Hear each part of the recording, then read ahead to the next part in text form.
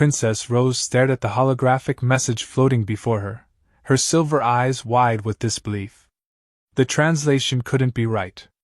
She read it again, her third set of fingers tapping nervously against the crystal desk in her private chambers aboard the royal starship.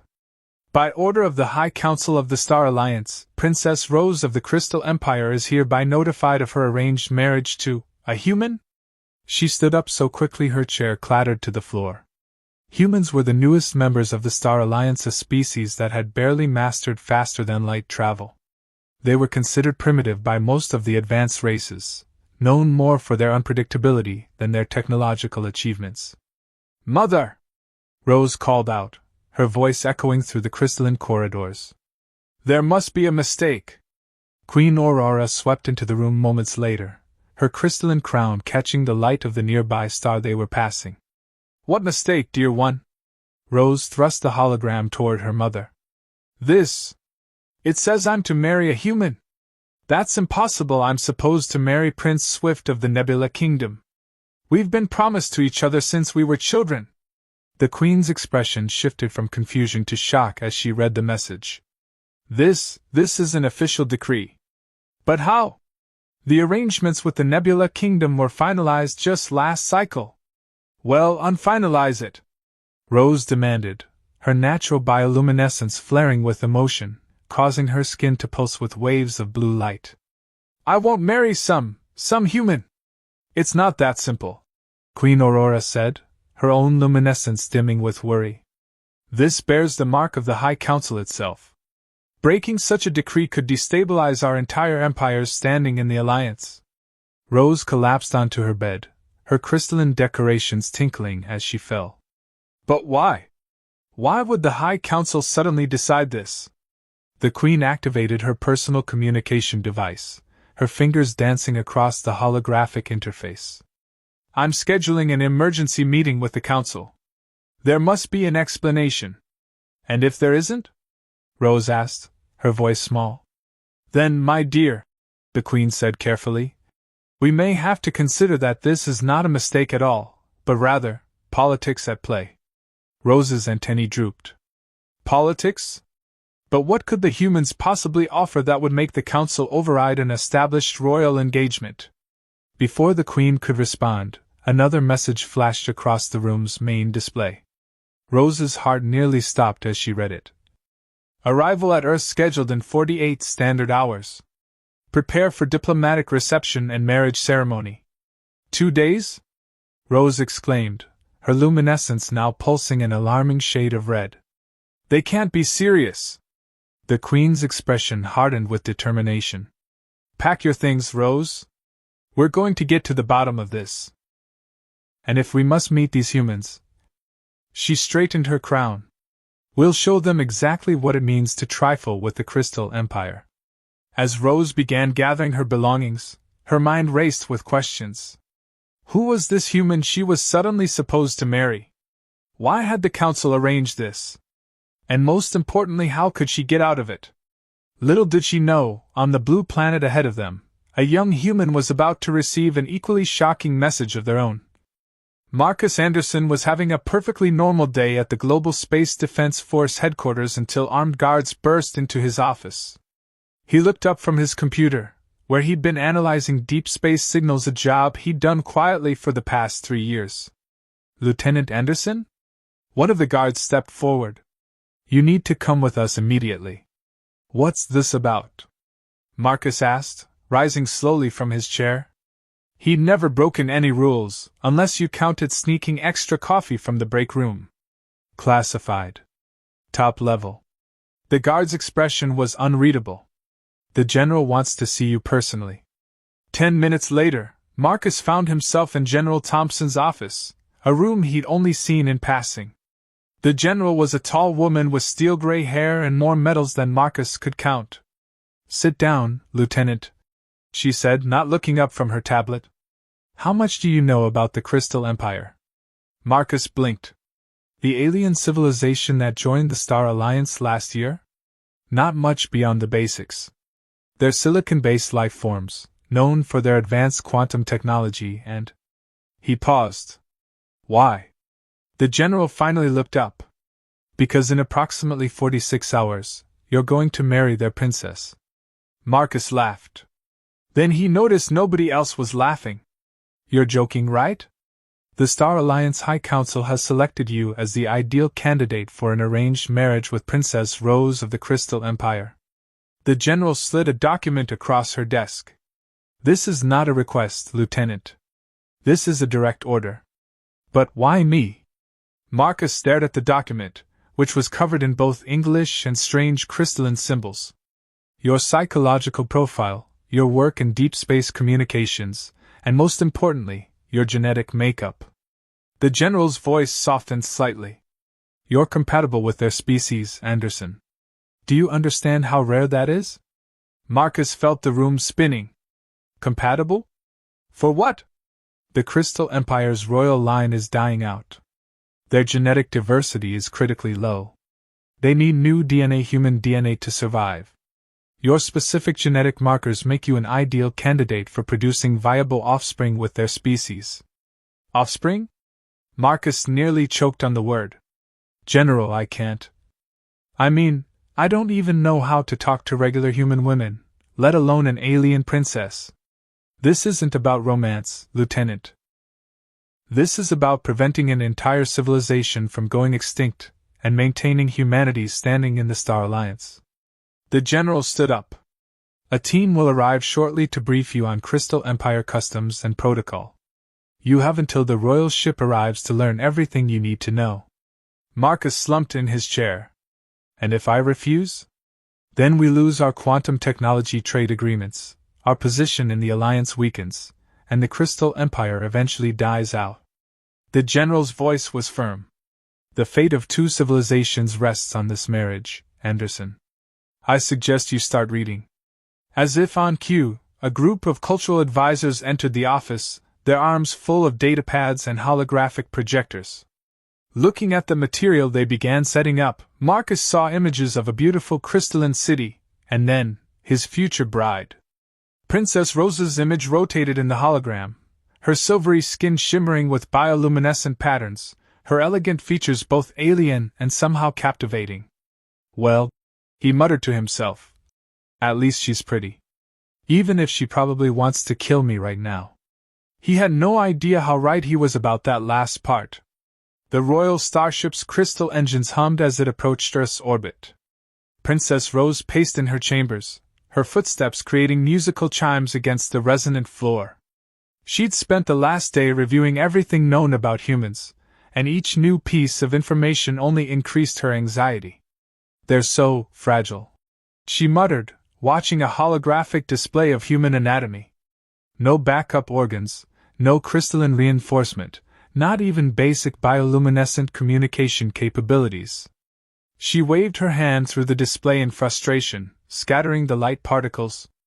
The door chimed, and Queen Aurora entered. The council finally responded to our inquiry. Rose spun around, hope flickering across her luminescent skin. And?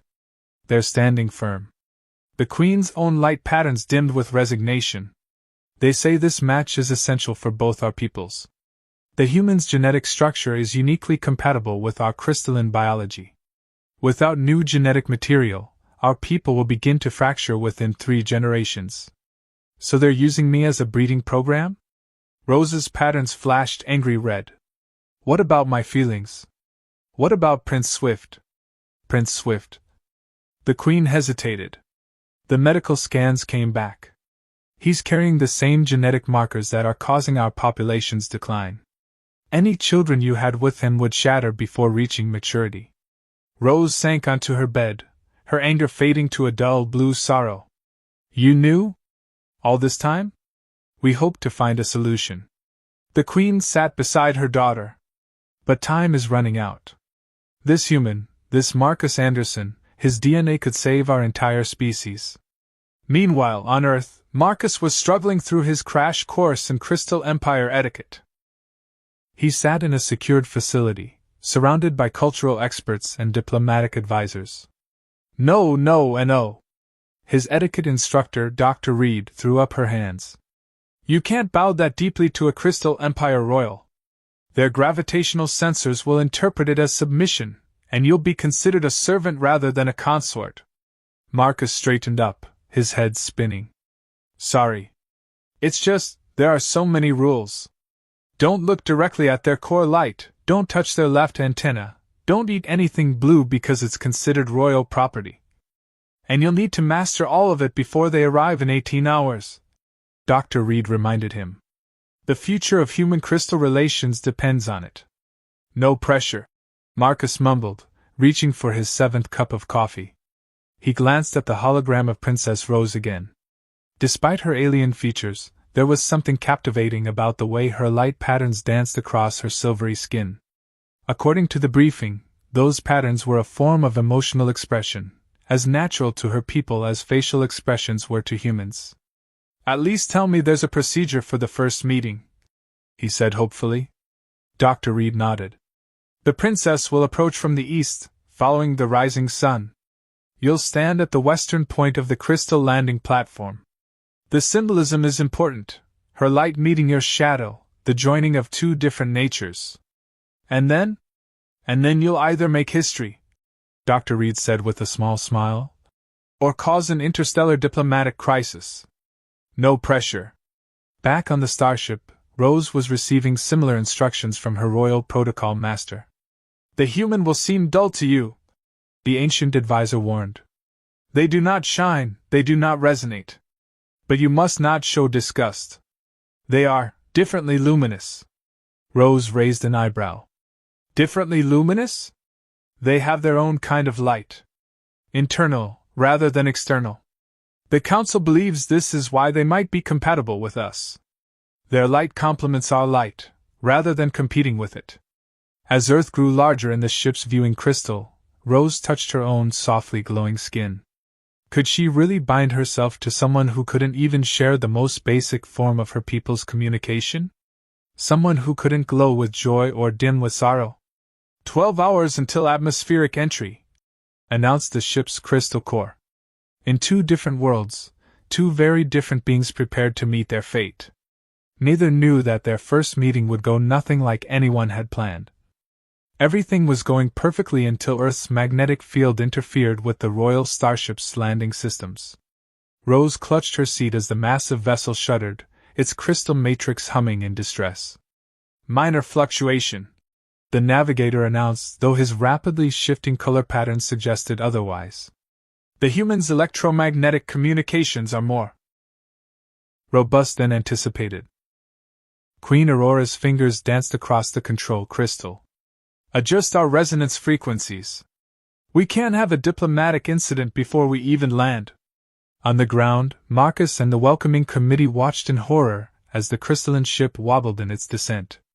The carefully constructed landing platform, built to exact Crystal Empire specifications, sparkled in the morning sun, waiting for a ship that suddenly seemed unable to reach it.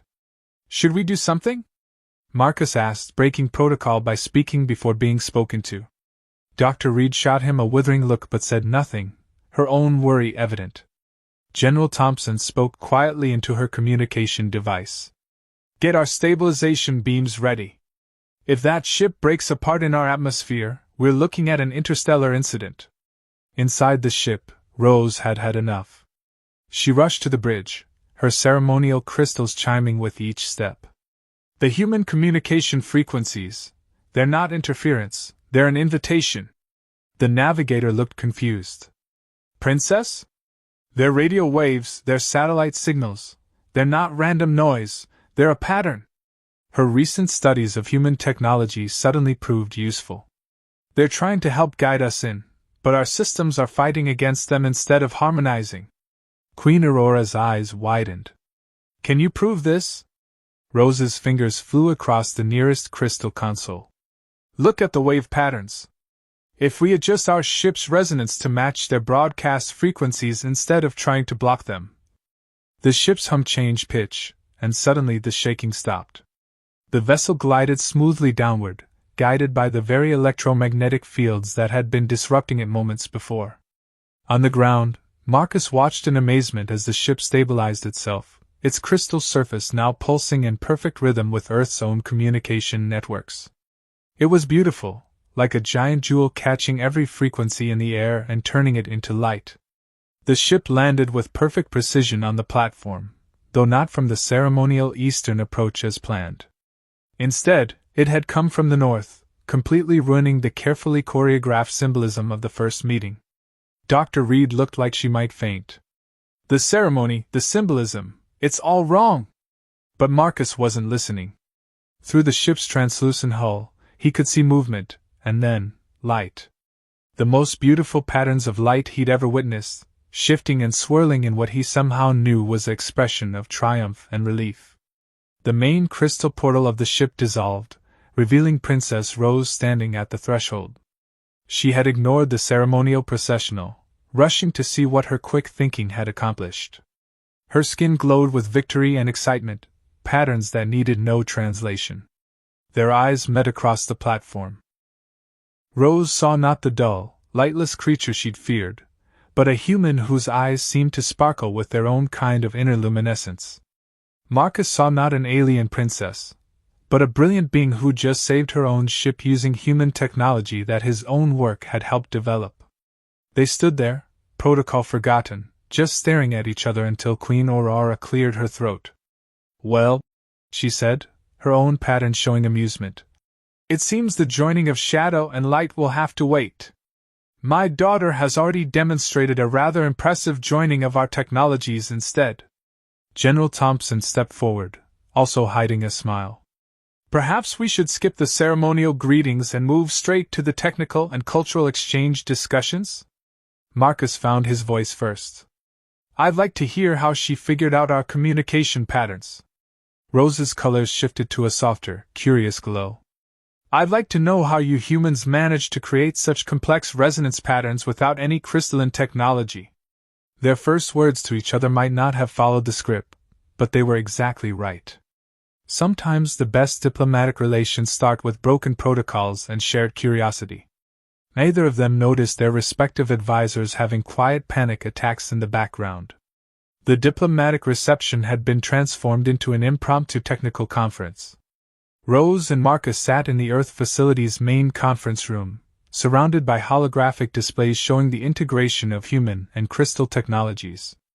Their respective advisors had given up trying to maintain protocol and now watched in amazement as the two potential spouses excitedly shared their knowledge.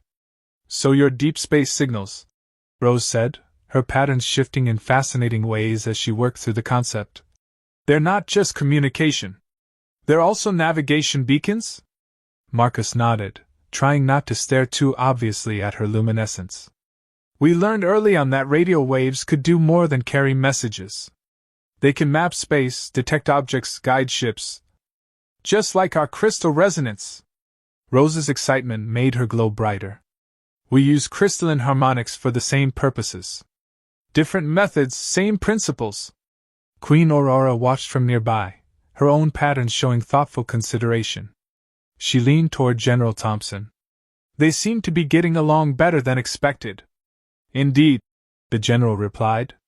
"Though we still haven't addressed the main issue." As if on cue, a priority message chimed from both human and crystal communication systems. The High Council was demanding an update on the marriage arrangements. The room fell silent. Rose's glow dimmed noticeably, and Marcus's enthusiasm faded. They'd been so caught up in sharing their technological insights, they'd almost forgotten why they were really here. "Right," Marcus said quietly. "The marriage." Rose's patterns shifted to a more formal configuration. "Yes. The arrangement." Queen Aurora stepped forward. "The council requires an answer. Will you proceed with the ceremony?" Before either could respond, Prince Swift's image suddenly appeared on all displays, his crystal form radiating anger. "I object to this arrangement. Princess Rose was promised to me." Rose's patterns flashed with surprise. "Swift? How did you? Did you think I wouldn't fight for you?" The prince's image flickered. "I've discovered something about this human's genetic compatibility. It's not what the council claims." Marcus felt all eyes turn to him. "What?" "But the tests were manipulated," Swift declared. "I've traced the data. Someone on the council altered the results. This human's DNA isn't special, it's actually dangerous to crystal biology. Rose's pattern showed alarm. What? Think about it. Swift continued. Why rush this arrangement? Why choose a random human officer? It's because. His transmission suddenly cut off. The room erupted in chaos. Crystal advisors began rapid pattern discussions while human officials demanded access to the genetic data.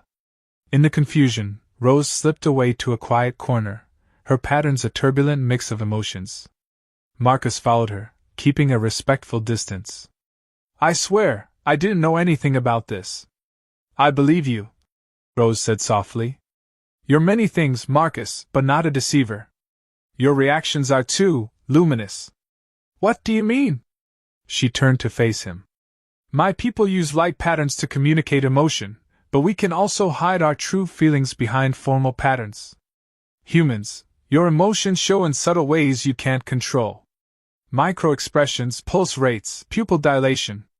I've been studying you, just as you've been studying my patterns. Marcus blushed, confirming her observation. That obvious, huh? Wonderfully so. Her patterns shifted to something more personal. Which is why I know Swift is wrong about you. But he might be right about the council. The question is, why? Why would they want to pair us if it's actually dangerous? Before Marcus could respond, alarms began blaring throughout the facility. On every screen, urgent messages flashed, massive crystal ships were appearing in Earth's orbit. Ships that didn't belong to either the Crystal Empire or Earth's fleet. No, Rose whispered, her patterns showing pure dread. The Obsidian Collective. They're not supposed to be in this sector. Marcus reached for her hand without thinking, surprised to find it warm despite its crystalline appearance. Who are they? The reason the council was in such a hurry. Rose realized, her patterns shifting to show determination. They weren't trying to save my people's genetics. They were trying to seal an alliance before the collective arrived. They looked at each other, understanding dawning. They weren't just two people being forced into an arranged marriage anymore. They were the only ones who might be able to save both their worlds from what was coming. Well, Marcus said, still holding her hand, I guess we have a real reason to work together now. The Obsidian Collective's ships loomed in Earth's orbit like black diamonds, their dark crystalline surfaces absorbing all light. In the command center, humans and Crystal Empire officials worked frantically to coordinate their defenses. Their ships are absorbing our sensor waves, a human officer reported. And they're dampening our crystal resonance, added a Crystal Empire navigator, her patterns showing distress.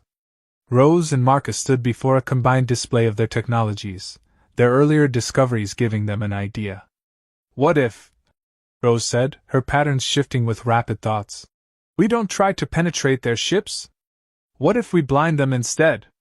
Marcus caught on immediately. Earth's communication network, combined with our crystal resonance, could create an overload of signal and light. They finished together. Queen Aurora's patterns showed concern. The power requirements would be enormous. We'd need both fleets working in perfect harmony. Then it's a good thing, Marcus said with a smile, that we have someone who understands both technologies. Rose's patterns rippled with determination. We'll need to modify Earth's satellite network to synchronize with our crystal matrices. I can help with that, came a familiar voice. Prince Swift's image appeared again, this time with supporting data. I'm sending you the real genetic analysis I discovered. The council didn't lie about the compatibility, they just didn't tell us why it mattered. The data showed something remarkable.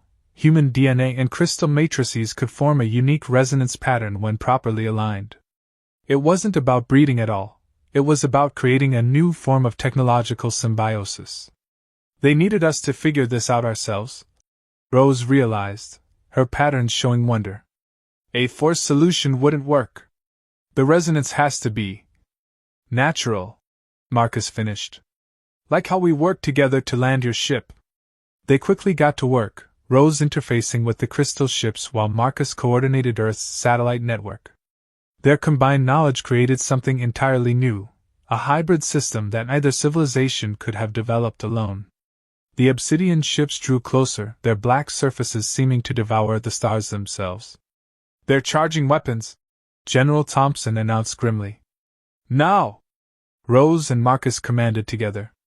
Every human satellite and crystal ship activated simultaneously. Earth's electromagnetic spectrum lit up with countless frequencies, while the Crystal Empire vessels pulsed with harmonious resonance. The two patterns intertwined, amplifying each other. The effect was spectacular. The combined energy created a dazzling display of light and signal that rippled through space. The obsidian ships, designed to absorb and dampen individual frequencies, were overwhelmed by the synchronized assault on every frequency at once. Their black surfaces began to crack, light pouring from the fissures. Within minutes, the mighty collective fleet was forced to retreat, their absorption technology rendered useless against the unified defense. As cheers erupted in the command center, Rose turned to Marcus, her pattern showing joy and something more. "You know, for someone who doesn't glow, you've brought more light to my life than anyone." Marcus grinned. "And for someone made of crystal, you've got more warmth than any human I've known." Queen Aurora stepped forward, her pattern showing royal authority. "The Council's matchmaking, while questionable in method, was correct in principle. Our peoples are stronger together, not just in marriage, but in true partnership." "Speaking of marriage," Marcus said, taking Rose's hand, "I know we're supposed to do this for political reasons, but would you consider doing it for personal ones instead?" Rose's pattern shifted to colors no one had seen before, ones that made the Crystal Empire officials gasp and blush. "I thought you'd never ask," she said, her glow brightening the entire room. "Though we should probably figure out how to combine a human wedding with a crystal bonding ceremony." "I have some ideas about that," Marcus said, pulling her close. "Something about the harmony of light and shadow." Their kiss created a new pattern of light that would be studied by both civilizations for generations to come, proof that sometimes the best diplomatic solutions come from the heart, even if one heart glows and the other merely beats. The Obsidian Collective never returned to that sector of space. They had learned what the Council had known all along: never underestimate the power of two civilizations united by love rather than fear.